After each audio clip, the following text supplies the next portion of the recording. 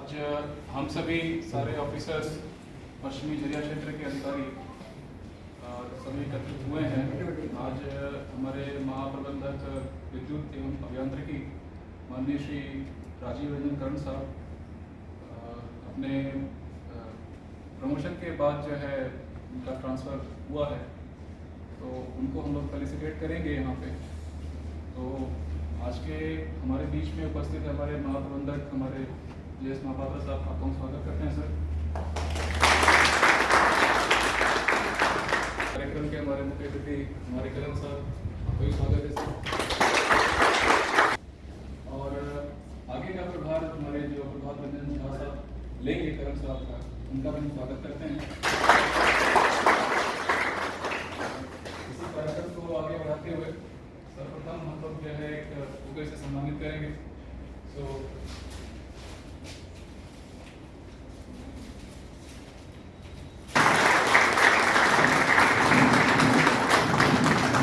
झा साहब का भी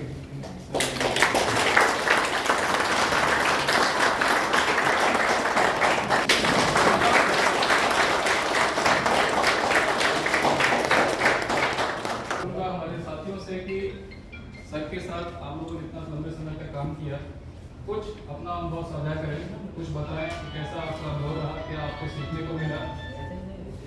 तो ये वॉलंटियर है, इसमें हाथ रेस करना है, खुद आगे बढ़ के बोलना है, नाम ले लेना। 2017 में हम लोग के बीच में आए थे और जब आए उस समय शुरू में सारे सेक्शन का जो भी रिक्वायरमेंट था उसको एसेस करते हुए जब भी जिस भी सेक्शन को जो जरूरत है, ओनली ENM नहीं, सिविल हो, फाइनेंस हो, इनके पास सर के पास सारे डिपार्टमेंट का सॉल्यूशन है और हर डिपार्टमेंट को जितना सहयोग कर देते अपने स्तर से सबको बताएंगे और क्या करना है अपने तरफ से, काफ़ी इनका सहयोग मिलता है सारे डिपार्टमेंट को। अपार्ट फ्रॉम ENM छोड़ के सारे डिपार्टमेंट में भी इनका सर का अच्छा सहयोग मिलता है। हम लोग देखते थे बराबर हर तरह का जो भी इशू रहे, लोकल इशू हो चाहे कोई और इशू, इस तरह से बहुत अच्छा सर से हम लोग का ये रहता था। हर समय मटेरियल का रिक्वायरमेंट हो, भेजने के साथ उसका फॉलोअप करना, फॉलोअप पर उसका जब तक एग्जीक्यूशन नहीं होता था तब पूरे लगे रहते थे कि इसको ऐसे करो, वो जरूरी है। तो सर का बहुत सराहनीय हम लोग को ये अभी तो हम लोग बहुत ये लग रहा है कि स्वागत से हम लोग को मदद मिलेगा सर।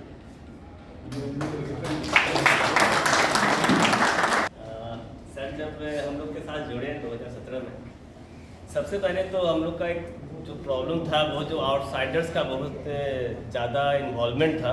किसी भी प्रॉब्लम में पावर बंद हुआ तो वो बिल्कुल सॉल्व हो गया। हम लोग को कभी ये सब बाद में फेस नहीं करना पड़ा, सर उसको बहुत अच्छे तरह से सॉल्व किए। दूसरी बात है कि कोई भी प्रॉब्लम है तो उसको सॉल्व करने के लिए क्या क्या तरीका अपनाना है, कभी डांट के, कभी उसमें इन्वॉल्व होके, अगर कुछ लैग कर रहा है तो फॉरमैन इलेक्ट्रीशियन से बात करके पर्सनली, लेकिन वो प्रॉब्लम सॉल्व करना है तो उसको सॉल्व करना है। सर का ये इंटेंशन हमेशा रहता था। और इतने एरिया मैनेजर हमने 3-4 एरिया मैनेजर तो देखे, उसमें सर का जितना फील्ड में इन्वॉल्वमेंट था कि सब स्टेशन आ जाना, पंप रूम चले जाना, या किसी भी जगह ब्रेकडाउन है वहाँ पर किसी भी टाइम में वहाँ मौजूद रहना, ये हम मतलब पिछले 3-4 एरिया में जो और देखे थे वो हम पहले नहीं देखे थे, क्योंकि ज़्यादा ऑफिशियल जॉब में ही उनका इन्वॉल्वमेंट रहता था। लेकिन फील्ड में सर का बहुत ज़्यादा इन्वॉल्वमेंट था और हम लोग को भी बहुत अच्छा लगता था कि इतने बड़े पदाधिकारी आकर हम लोग का प्रॉब्लम देख रहे हैं और एसेस कर रहे हैं। तो इस चीज़ के लिए सर को हमेशा याद रखेंगे। बाकी सर हेडक्वार्टर जा रहे हैं तो हम लोग को और ज़्यादा सपोर्ट मिलेगा और अच्छी तरह से सपोर्ट मिलेगा, ये उम्मीद रखते हैं।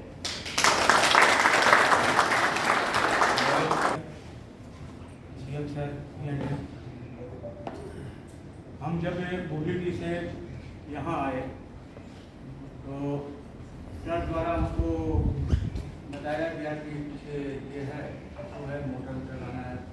सबसे पहला 5 बढ़ाया मोटर लगे, सर लोग आए अच्छा से। उसके बाद में कुछ प्रॉब्लम में हाँ इसकी पॉकेट का लोडिंग का बार एक महीना 2 महीना में ये बताता है। सर का गाइडलाइन मिला, सर बोले कि हम बड़े विषय में अपना करने की कोशिश करेंगे। तो उसको सिंगल इंपेल के साथ इंटरलॉक किए। फिर हम देखें कि इसकी पॉकेट में कुछ इंडिकेशन का प्रॉब्लम बार बार आ रहा है। तो पहले यहाँ पर प्रैक्टिस था कि 1 एम्पियर का मैग्नेटिक स्विच मंगाया जाता था। हम सर को बोले कि सर हमको 2 एम्पियर का चाहिए, बार बार क्यों खराब होगा। मैग्नेट रेंज जो था 3 इंची था, उसको जब मैग्नेट मंगाए तो हम 4 इंची मंगाए। आज हमको लगता है कि साल भर से तो इंडिकेशन का प्रॉब्लम। एक चीज़ था कि सर हमको जब हम बोलते थे कोई चीज़ तो इस पर गौर करते थे और हमको बोलते थे कीजिए। तो कुछ काम और था हमारा सोचा हुआ काम रह गया, लेकिन सरकार रहेगा ऑपरेशन जैसे पावर जो हम वासवी से देते हैं 101 से मिलता। हम सोच रहे थे कि इधर से हो, बार बार हमको ब्रेकडाउन होता है तो वासवी दौड़ना पड़ता है, वहाँ जाकर ब्रेकडाउन ये अटेंड करना पड़ता है। तो इधर से ये था हमारा प्रोग्राम। दूसरा था कि जितना भी रनिंग डीसी मोटर एक्साइटर वगैरह है उसको हम थायरेक्टर के रूप में बदल दें ताकि रनिंग पार्ट ही खत्म हो जाए। तो सर द्वारा अगर ये रहता हिम्मत देते थे तो आगे भी सर जो आ रहे हैं वो हिम्मत देंगे तो आगे ठीक करेंगे। और सबसे बड़ा है कि मानवता सर के में बहुत ज़्यादा मेरा एक्सीडेंट हुआ था, उस समय सबसे पहले दूसरा दिन सर ब्लड देने के लिए सबसे पहले पहुंचे और 1 यूनिट ब्लड।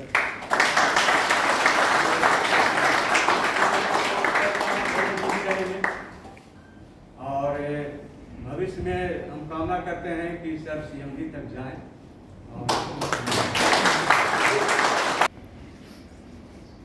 करण साहब का जो नेचर है हम लोग के साथ बहुत फ्रेंडली रहा। कोई प्रॉब्लम हुआ तो फ्रेंड की तरह आए, बात किए, क्या दिक्कत है, नहीं दिक्कत है, कैसे ठीक होगा, कोई सोल्यूशन मिल के ढूंढते थे, ढूंढ के फिर ठीक ठाक किए उसको। और बहुत ज़्यादा हेल्प हुआ, कुछ घटा तो तुरंत फोन किया तो हाथ में कहीं से रेमन भी मिल गया। एक करण साहब का था बस हो आदरणीय महाप्रबंधक महोदय, हमारे GM करण साहब।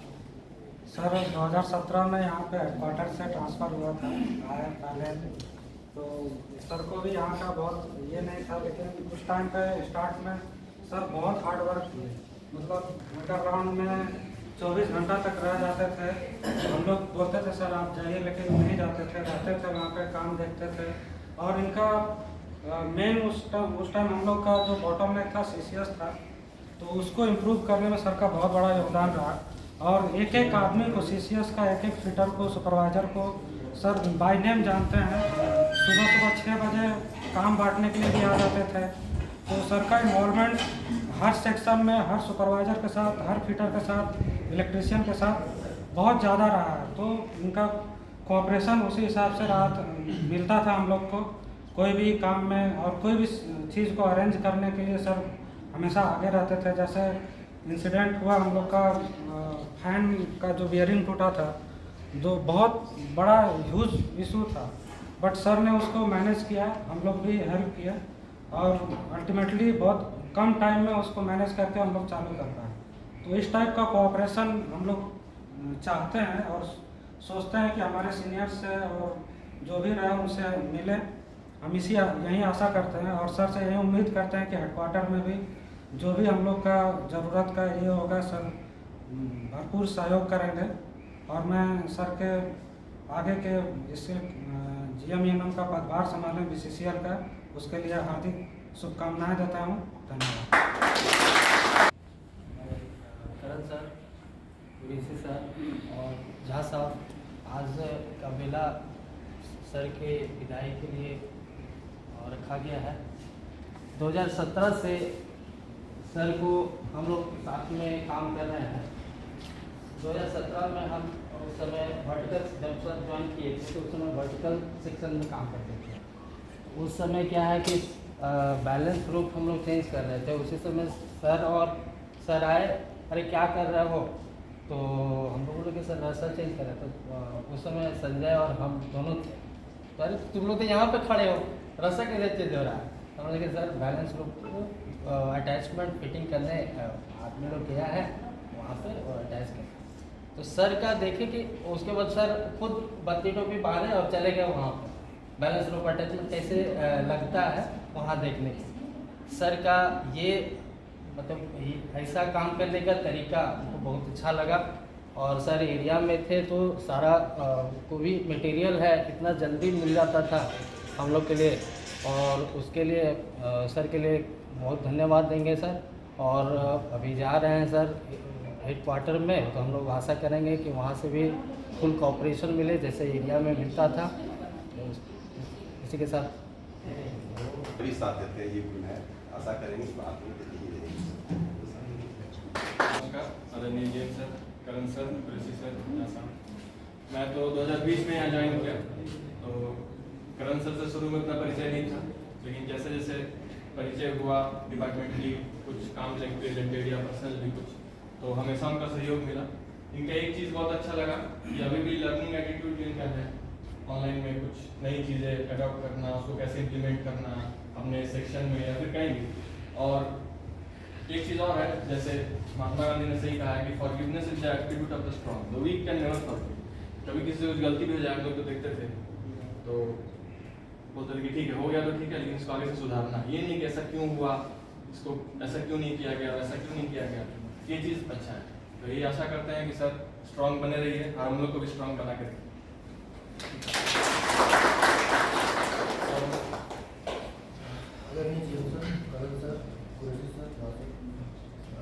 करण सर का नेचर बहुत फ्रेंडली है, कभी भी किसी भी तरह का प्रॉब्लम अगर होता था तो उनसे बात करता था, तो ये मतलब फ्रेंडली नेचर के जैसे सॉल्व करते।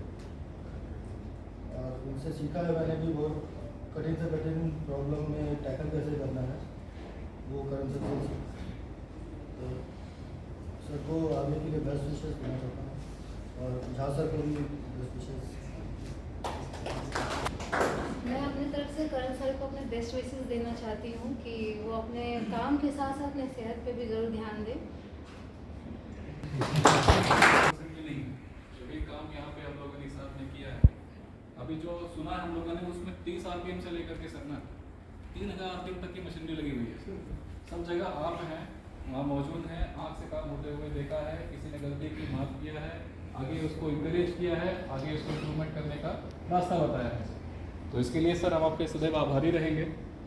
अब सर हमारे कुरैशी सर, हमारे एजीएम साहब, सर कुछ साहब, करण साहब, जहा साहब, महिलाएं और मेरे साथियों, आप लोगों ने सब अपने अपने एक्सपीरियंस को करण साहब के बारे में जो आपका एक्सपीरियंस है उसको शेयर किया। मेरा तो ये मानना है कि आप जब फील्ड में रहते हैं, जितना भी दिन रहते हैं, आपकी असली कमाई वही होती है जो लोग आपको याद करते हैं, कैसे आपको याद करते हैं। सामने है तो एक तरह से याद करते हैं, और जब आप लोगों के बीच नहीं हैं, कैसे याद करते हैं, यही आपकी कमाई है। कैसे लोग याद करते हैं कि अभी सर होते तो ऐसा होता, अभी सर होते तो ये बताते, ऐसे डांटते या ये सपोर्ट देते या हमको बताते कि ऐसे करो। यही कमाई है सर का, जो भी साहब यहाँ से जाते हैं यही असली कमाई है। और आप लोगों ने जैसा एक्सप्लेन किया, इससे समझ सकते हैं कि करण साहब कितना लगाव होता। अभी तक करण साहब का कंट्रीब्यूशन केवल मुनिडी में सीमित था, हालांकि मुनिडी आने के पहले भी कोयला भवन में रहे हैं, और अभी जब कोयला भवन जा रहे हैं तभी इनका दायरा, इनका जिम्मेवारी बढ़ा हुआ है। बैठक के तौर पर भी जा रहे हैं, एक महाप्रबंधक के तौर पर जा रहे हैं, इनकी सेवाओं का लाभ पूरी कंपनी को मिलेगा। अभी तक केवल मुनिडी लाभान्वित हो रहा था, लेकिन अब इनकी सेवाओं का लाभ पूरी कंपनी को, BCCL को मिलेगा।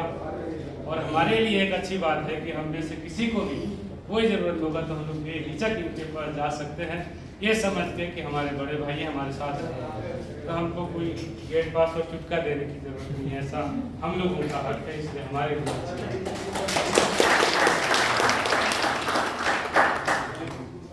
लिए शुभकामनाएं हमारी तरफ से, हम कामना करते हैं जिम्मेदारियों अच्छे से निभाएं और नित नई कामयाबी को हासिल करें।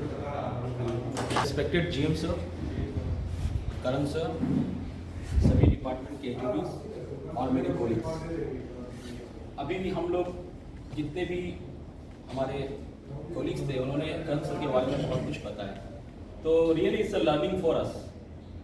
बहुत डिस्कस की गई, रिगार्डिंग सेफ्टी भी बात किया गया, काम के बारे में भी बात किया गया। तो मैं आशा करूँगा कि आप लोगों ने जो सीखा है करण साहब से, at least try to give same thing and at least help might in your to. और करण सर अभी थे हमेशा रहेंगे, एज ए सीनियर जा रहे हैं। और करण सर ने बोला है कि तुमको जब भी जरूरत है, या मुरली को तो कभी भूल नहीं सकते because 7 years he expand here, तो ही विल नेवर फॉरगेट मुरली। तो सर हमेशा मदद मिलेगा, जब भी मुझे भी कोई जरूरत होगी, क्योंकि ये चीज मेरे लिए नया है थोड़ा ये प्रोजेक्ट, तो he has assured me that if you feel any problem he is going to help me. तो सर का हमेशा मदद मिलेगा, और सर तो बहुत अच्छे हैं। मैं भी आधे 1 साल से सर को देख रहा हूँ, सर से बातचीत हुई है। सर का मेन फोकस रहता है सेफ्टी को लेके। नेचुरली सर किसी को डांटते भी हैं तो फिर थोड़ी देर बाद उससे प्यार नहीं करते, बता देगा मैंने क्यों डांटा, पता है। He used to give the explanation कि ये रीजन के कारण है, गलत मत मानो, मैं तो सही करने के लिए बता रहा हूँ। तो सर का experience definitely too useful for us, हम लोग को मिलेगा, और सब जब तक रहेंगे हम लोग को मदद करेंगे। इसी आशा के साथ मैं ये करता हूँ, और मैं इनके आगे के फ्यूचर के लिए, जैसे सबने बोला कि सर जी अब जा रहे हैं, तो ये उनका दायरा भी बढ़ेगा, हर कोई लाभान्वित होंगे। तो मैं फिर से इनके स्वास्थ्य के लिए और इनके लिए काम करता हूँ।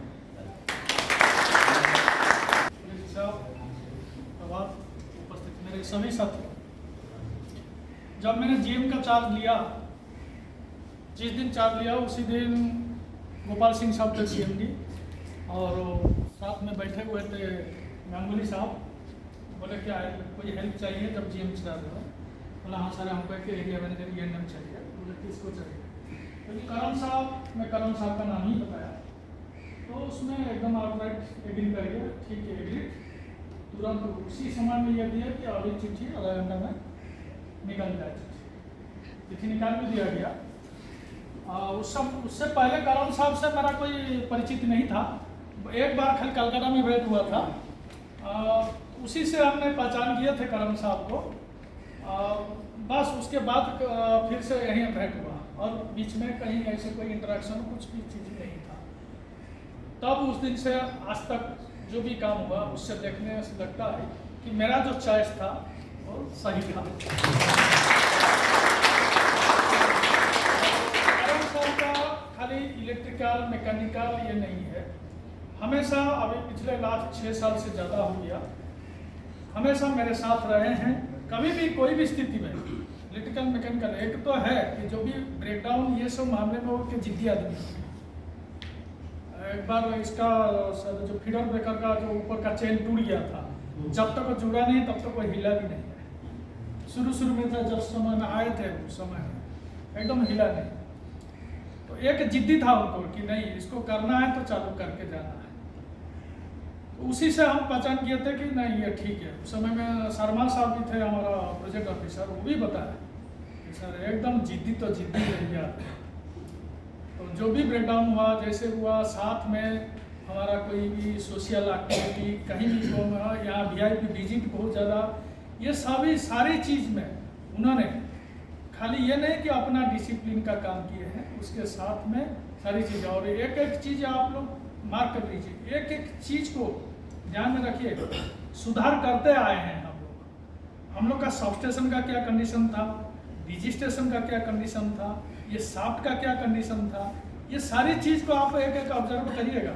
चाहे ऑफिशियल जो भी है, एक एक पार्ट को पकड़ते पकड़ते सभी आज का दिन में, पहले जैसे ऐसे लग रहा था कि सभी स्ट्रक्चर धीरे धीरे टूट रहा है, अब ऐसे लग रहा है कि वो स्ट्रक्चर इतना अच्छा सुंदर लग रहा है। एक बार DG स्टेशन का बैक साइड, ये सारी चीज़ देखने से एक एक चीज़ हम लोग को सुधारते आए हैं।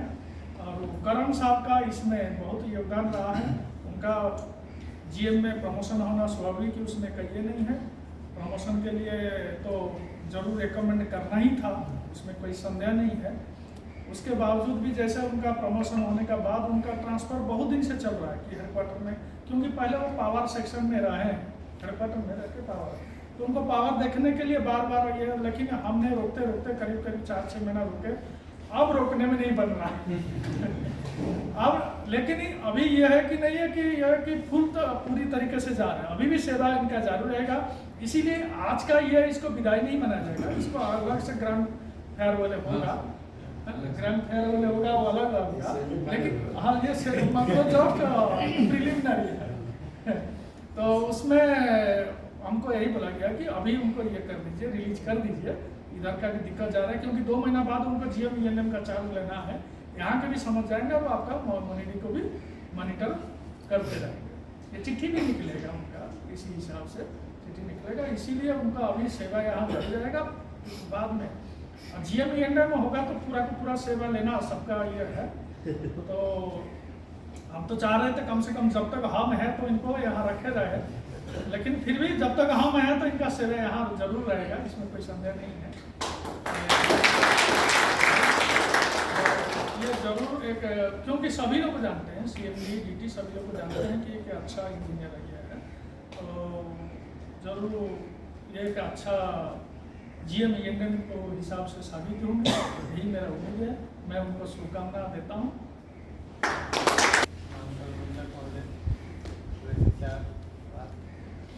शनि सभी अधिकारी बने, ये आपका सम्मान बहुत अच्छा लगा। ऐसे दिल से दे रहे हो तो ज़्यादा अच्छा। यहाँ पे भी सर आप बोलेंगे।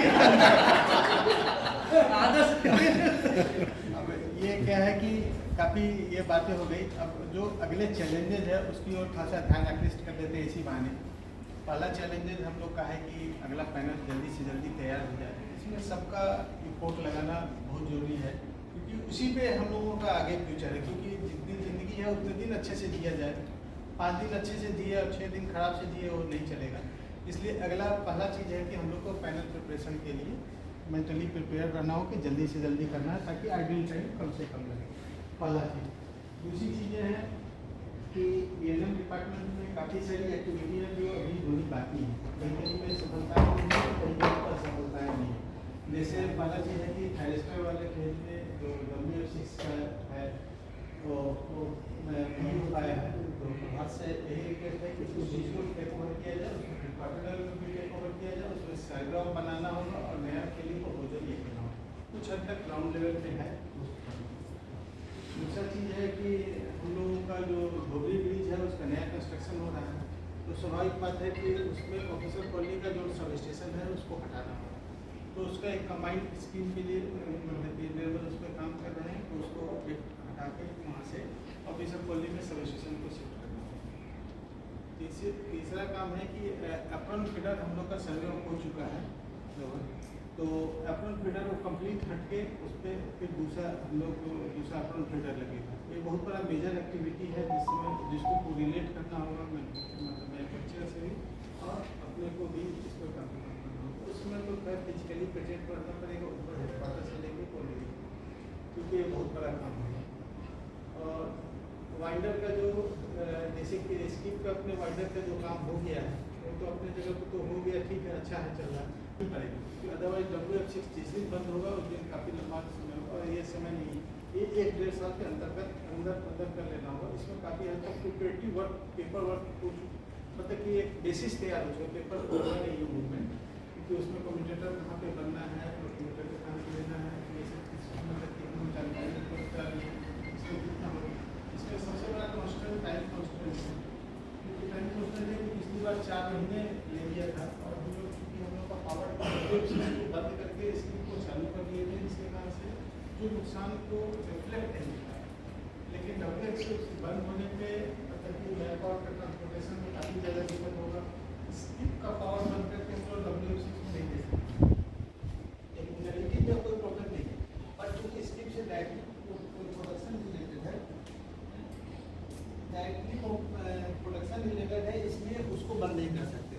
तो इसलिए इसमें एक बता दिया गया है कि थोड़ा सा उसमें कम्यूटेटर को पहले से बनवा के रखना होगा, ताकि प्लेस को पता है प्लेस पिछली बार यही फ्रंट फुट पे आके सब चीज़ किए थे, कंप्यूटर को काफ़ी सारा पर्सनल पैसा भी उसमें फंस गया था, करीब 1 लाख लग गया, तो जो रिकवर नहीं हो पाया।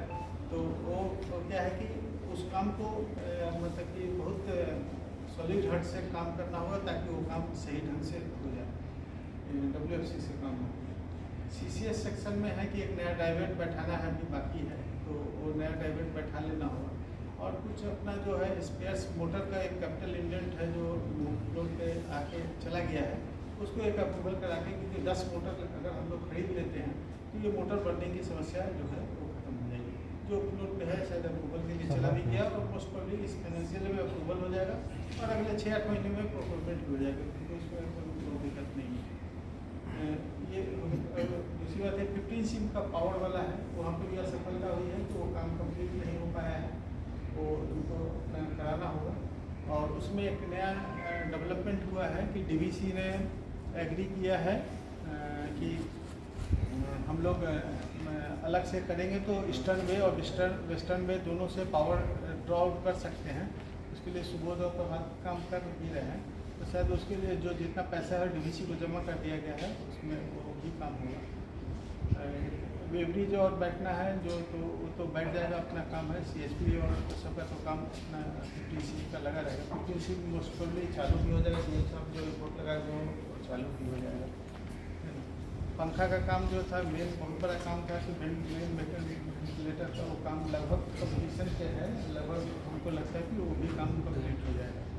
अब मेजर काम में एक और काम छूटा हुआ है, ये इलेक्ट्रिकल स्विच गियर जो हम लोग के काफ़ी पुराने हैं, उनका एक स्कीम बना हुआ था, पहले का बना हुआ था, बाउंस हो गया था। एक नया स्कीम बना के कुछ इलेक्ट्रिकल स्विच गियर्स कर दे रहा हूँ, क्योंकि इलेक्ट्रिकल सेफ्टी में अभी फर्स्ट सेफ्टी में कंसर्न DGMS का दूसरा हो गया।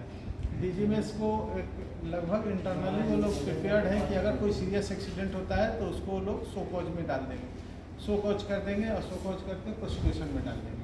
तो इससे क्या हुआ, कंसर्न ऑफिसर का प्रमोशन में बाधा उस समय आ जाएगा। उसी समय DPC हुआ तो नहीं क्लियर हुआ मैटर तो रुक जाएगा। इसलिए हम लोगों को इस मामले में भी केयरफुल रहना है कि सेफ्टी को फुल फ्लेजेड मतलब रिपोर्ट दे के सेफ्टी को ठीक रखना है। उसमें क्या है कि अपने जो इलेक्ट्रिकल सेफ्टी ऑफिसर है विशेषकर उनकी रिस्पॉन्सिबिलिटी ज़रूरत से ज़्यादा हो जाती है। तो इसलिए इलेक्ट्रिकल स्विच गियर जो पुराने हो चुके हैं उनको रेट्रोफिटिंग में हम लोग को चला ही जाना होगा और उसको जल्दी से जल्दी कर देना होगा। पंपिंग का जो है वो पंपिंग में तो मेन पंप का दो बात हो गई है कि 2 और नया पंप का पिछली बार टेंडर हुआ था कि टेक्निकल रीजन से वो बाउंस हो गया था, तो 2 नया पंप वो भी लगभग आ जाएगा। तो वो पंप लगता है 1 साल के अंदर, और 2 नया पंप आने से 7.5 को रीएस्टेब्लिश करना है। उसके लिए मतलब कि ग्राउंड वर्क हो चुका है। रही बात की अपने सेक्शन पंप्स के लिए, तो सेक्शन पंप का एक बार प्रपोजल हेडक्वार्टर गया था, टर्न अराउंड होने के कारण से नहीं हो पाया, टर्न डाउन होने से नहीं हो पाया। तो अब उसको क्या है कि हम लोग नए सिरे से देख रहे हैं, पुराने पंपों से किसी तरह से काम चल रहा है, बट लंबे समय तक वो चल नहीं पाएगा। तो एक पंप का स्कीम हम लोग भेजे हुए हैं, लेकिन हमको लगता है कि उसमें थोड़ा सा मेरे से गलती हुई कि उसको पंप को अलग कर देना था, क्योंकि पंप के स्कीम को अलग से बना दिया जाए कि 3-4 पंप को जल्दी से खरीद लिया जाए। ऐसे 2-3 पंप मेरे नोटिस में है जो हम दिलवा रहे हैं, तो मिल जाएगा, 2-3 पंप मिल जाएगा, बट इलेक्ट्रिक मोटर के बिना उसका काम कर रहा है, क्योंकि इलेक्ट्रिक मोटर हम लोग के पास उस कैपेसिटी का नहीं है। तो इलेक्ट्रिक मोटर के लिए थोड़ा सा वही है कि मोटर वाला जो प्रपोजल जो हम लोग वाट का तौर पर मूव किया है वो जल्दी से जल्दी हो जाए, ताकि अगले फाइनेंशियल में ये सब दिक्कतें ना हो। ठीक है। रही बात की और दूसरी बात है कि अगले साल हो सकता है कि मोनिटी से 4-5 इंजीनियर भी ट्रांसफर हो जाए E5 से E6 के अंतर्गत। तो नए जनरेशन को तैयार होने की पूरी ज़रूरत है। कोशिश किया जाएगा कि जो नए MT आए तो और भेजे जाएँ यहाँ पे, और नेक्स्ट जनरेशन को पेन लेने के लिए तैयार रहना पड़ेगा। मतलब कि जो E3 E4 में है उनको पेन लेना होगा, ताकि तैयारी करके रखें कि अनफॉर्चुनेटली अगर ट्रांसफ़र हो जाता है तो हम लोग मतलब कि नया जनरेशन अपने कंधे मजबूत कंधों पर इस चीज़ों को जिम्मेदारी ले सकें। तो ये ENM और माइनिंग दोनों के लिए मतलब कि एप्लीकेबल रहेगा, क्योंकि दोनों फील्ड में दोनों में ये समस्या आएगी, एक वैक्यूम होने पर। यही सब चीज़ है, मूल बातें हैं जहाँ सफलताओं को तो कोई काउंट करने का चीज़ नहीं है, लेकिन असफलताओं को और जो काम बाकी है उन पर विशेष ध्यान हम लोग को देने की जरूरत है। धन्यवाद।